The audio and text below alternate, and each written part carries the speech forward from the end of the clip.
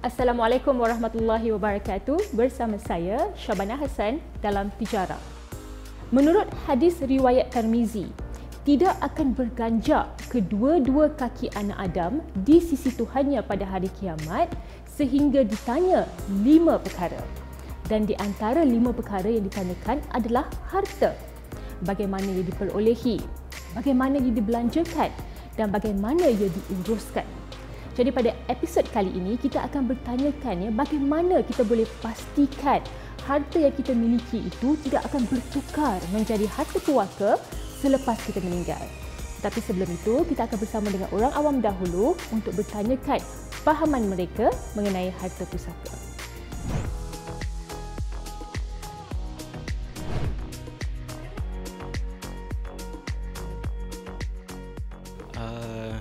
Tak pernah pula terfikir macam tu.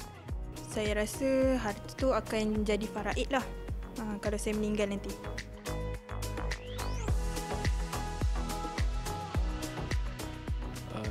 Saya rasa kemungkinan besar lama. Saya tak pastilah yang sure-nya macam mana.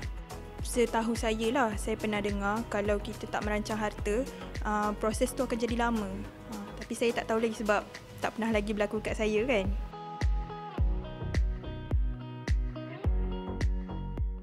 Perlu sebab saya sendiri tak ada pengetahuan dan saya yakinlah waris-waris saya pun tak ada pengetahuan. Jadi sebaiknya untuk memudahkan proses di kemudian hari misalnya, sebab bila kita dah tak ada, kita tinggalkan waris kita kan. So kita pun tak tahu macam mana kan. Jadi lebih baik kita menanti pihak ketiga lah untuk memudahkan proses tu bagi pihak kita lah. Saya rasa saya masih muda. Saya macam tak pasti saya patut ke tak. Tapi kalau untuk orang yang dah berkeluarga semua tu, saya rasa perlu.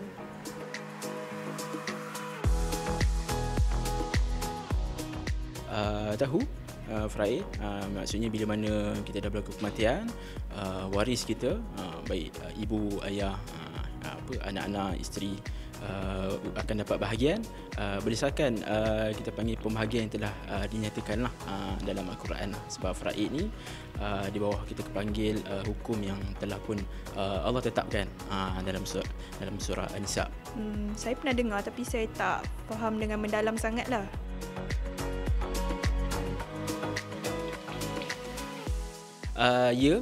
Untuk saya bersetuju. Namun seandainya saya merasakan untuk sekian-sekian kita panggil harta-harta tertentu yang saya rasa perlu untuk dimiliki oleh seorang pihak sahaja. So saya rasa sebaiknya saya membuat hibah lah misalnya, sebab faraid ini dia akan berkongsi bersama-sama. Jadi kalau hibah atas diri kita sendiri, terpulang untuk kita berikan kepada siapa pemilikan lah. Saya setuju sebab benda tu memang dah ditetapkan dalam kita punya agama kan. So benda dah ada, kita kenalah buat.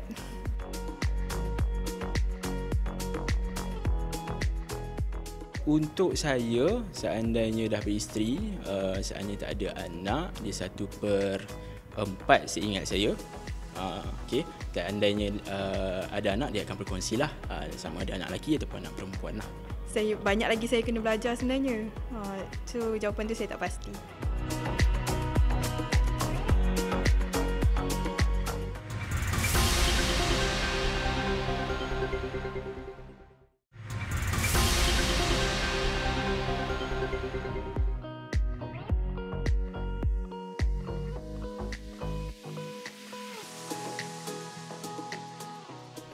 Assalamualaikum, kembali dalam Tijara, dan di segmen ini kita berada di Kausar Wealth Management dan bersama saya adalah pengarah urusan Kausar Wealth Management sendiri, iaitu Encik Kamarul Azhar bin Hashim ataupun lebih mesra dikenali sebagai Encik Cam.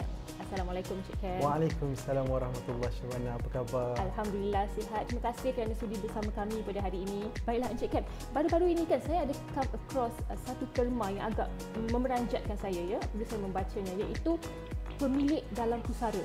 Apabila saya membuat research saya dapati bahawa lebih 1 juta pemilik geran tanah Encik Cam yang telah meninggal dunia, namun pemilikan harta berkenaan masih lagi belum dapat diselesaikan oleh waris.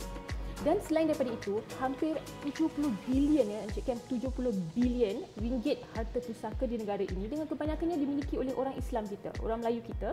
tetapi ia tidak dituntut sejak merdeka sehingga kini. Jadi persoalan saya kepada Encik Kem, apakah punca sebenarnya? Okey. Menarik. Pemilik dalam pusara. Betul. Betul. So pemilik dalam pusara ni, harta mereka ni masih lagi kekal atas nama mereka. Yang itu dipanggil harta pusaka tu yang masih terbeku.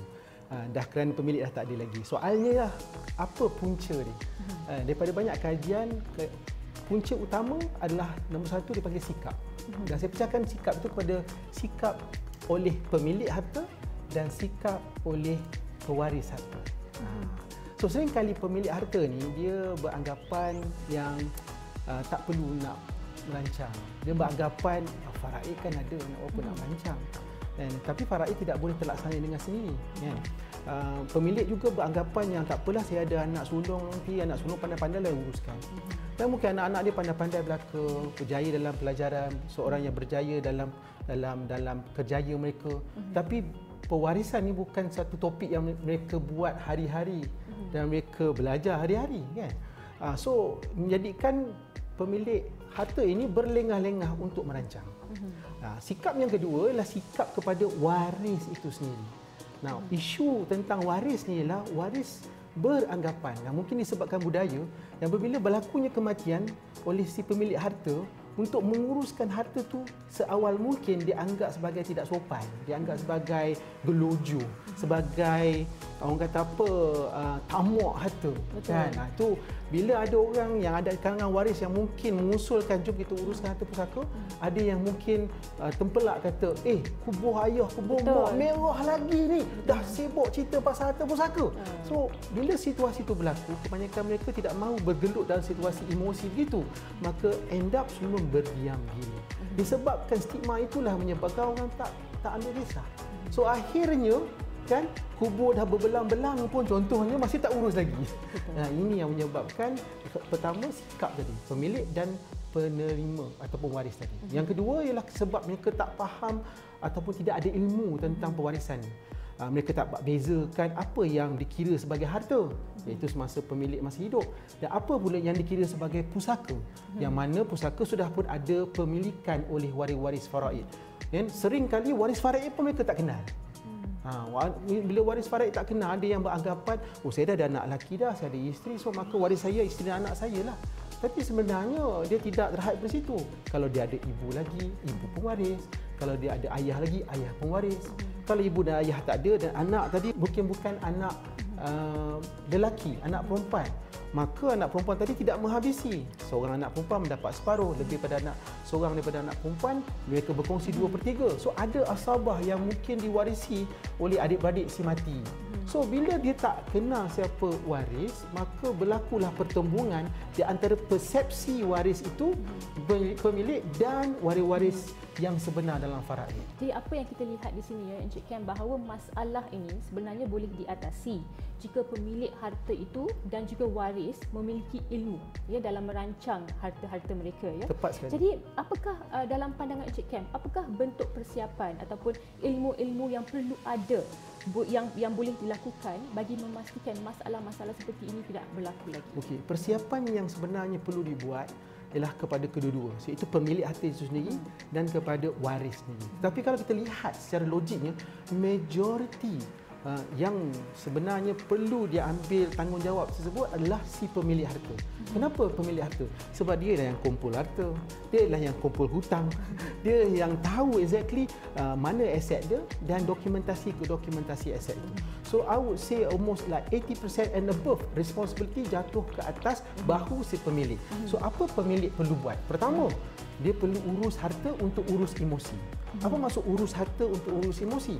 Apabila dia urus harta, dia pertama dia kena kenal waris faraid dan memastikan waris-waris dia kenal waris-waris faraid juga, sebab dia tak mahu nanti ada kekeliruan di kalangan ahli waris sendiri siapa yang berhak ke atas harta tersebut dan bahagian mereka.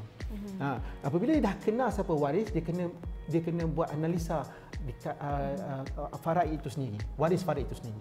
Sebab baru dah kenal, baru dah tahu okey, situasi waris-waris faraid. Ada waris faraid yang mungkin bawah umur.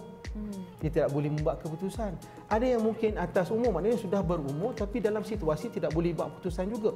Mungkin dah nyanyuk, mungkin bukan dalam kapasiti yang boleh membuat keputusan sebab mungkin bedridden dan sebagainya. So di situ juga kena ambil kira, okey, ada bahagian mereka yang perlu dikekalkan dan sebagainya. Jadi di sini Encik Kam adalah menjadi tanggungjawab pemilik harta itu untuk mengenali ahli-ahli faraid. Betul. Dan juga memaklumkan kepada isteri dan anak mereka siapakah ahli-ahli itu. Betul kan Encik Kam? Betul. Pemilik harta perlu menyeraikan semua hartanya, termasuklah hutang-hutang dia. Dan kenapa? Sebab dia sendiri yang mengumpul harta tersebut, mengumpul hutang tersebut, maka dia pun tahu tentang harta tersebut dan juga semua dokumentasi yang berkaitan dengannya.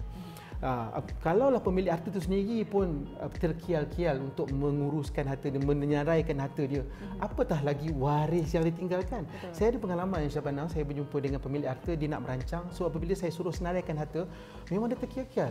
Dan apabila saya kata kat mana dokumen tersebut, dia pun tak tahu, dah pindah berapa kali ni. Mungkin kat kotak bawah tangga kot.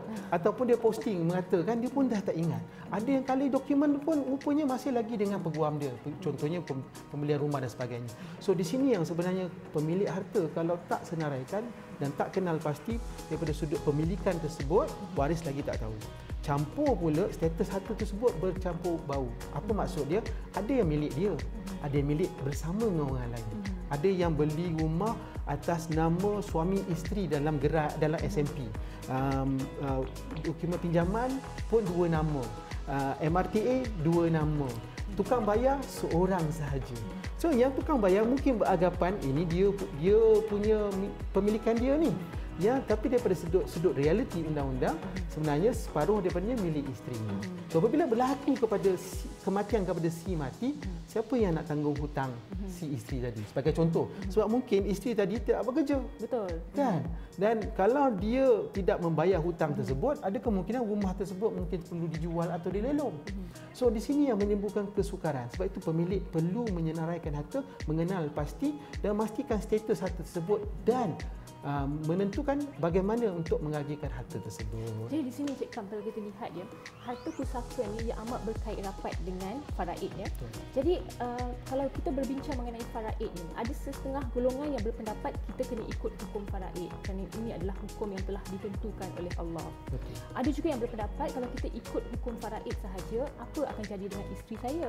Kalau isteri yang tiada anak, 1/4 sahaja. Kalau yang ada anak, 1/8. Kalau anak angkat, langsung tak dapat. Jadi persoalan saya, adakah seseorang yang memiliki harta itu, dia boleh menghibahkan semua harta dia tanpa mengikuti hukum faraid? Okey. Pertama, hukum faraid ni yang telah digariskan dalam Al-Quran. Dan surah An-Nisa ayat 11, 12, 76 ni, sebenarnya Allah dah tentukan siapakah yang boleh mewarisi harta pusaka yang ditinggalkan.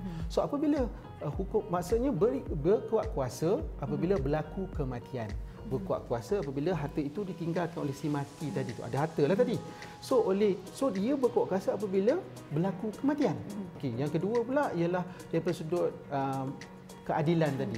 Sebenarnya hukum faraid ini memang adil. Allah dah tentukan bila isteri mendapat 1/8 jika ada anak, isteri menerima harta tersebut secara bersih.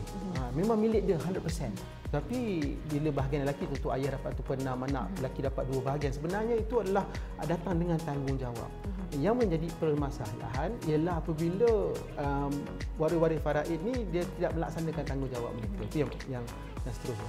So oleh itu dalam senario-senario tertentu, boleh tak si pemilik harta tadi itu merancang untuk membahagikan harta-harta tadi mengikut kehendak dia? Jawapan dia boleh. Di sini yang sebenarnya apabila dia nak merancang, ada beberapa instrumen dalam syarak yang membolehkan. Yang pertama, dia boleh merancang menggunakan kaedah hibah.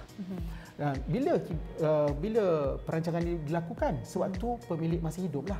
Dan hibah ini adalah pemberian si pemberi harta kepada penerima harta secara sukarela dan berkuat kuasa semasa hidup si pemberi dan penerima harta.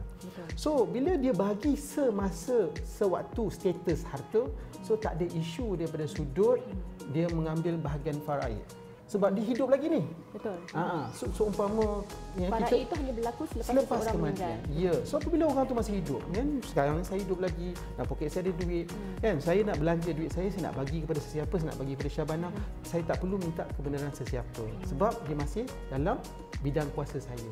Baiklah Encik Kam, apa yang kita nak tekankan di sini, seseorang itu wajib dia untuk merancang harta mereka dengan baik. Tak kiralah sama ada mengikut hukum faraid, hukum hibah ataupun wasiah ya. Baiklah, terima kasih di atas semua penjelasan. Sampai di sini sahaja. Kita berjumpa selepas ini dalam segmen Madam Kewangan.